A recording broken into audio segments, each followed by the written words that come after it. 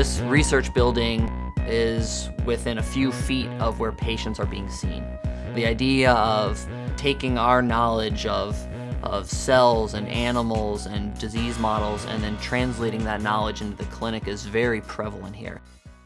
So today we're collecting two different groups of zebrafish, one that has red-colored motor axons that control movement, and one that have green-colored sensory axons that allow them to touch and feel.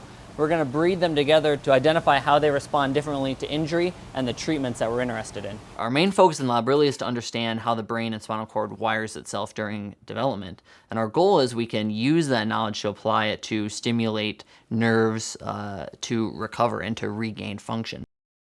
An average day, maybe I get here at 6 or 7 in the morning, and that can range anywhere from 8 or 9 hours of just sitting at a microscope, eyes burning, to having a few research meetings, to educating some of the junior graduate students. And then oftentimes they have us go back in the hospital if we can for a few hours at a time just to keep our skills sharp, examine some patients. So what we're looking at here is a spinal neuron actually growing. It's exploring its environment.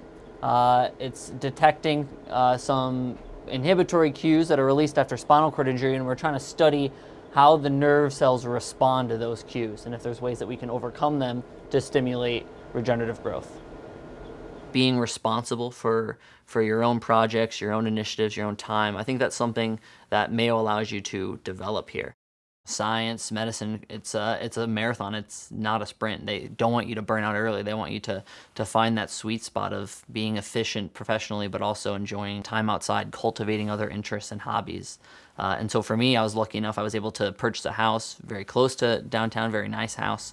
I've been able to be engaged with a variety of races in the area, so I mountain bike race for a while, I do a lot of triathlons. I still work very hard and sometimes still work long hours, but it allows me to sort of dictate my own schedule.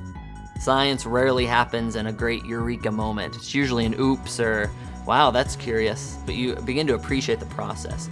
You're one individual working as a larger team in a larger scientific community, contributing every little day, answering a question that no one's asked or that no one knows the answer to.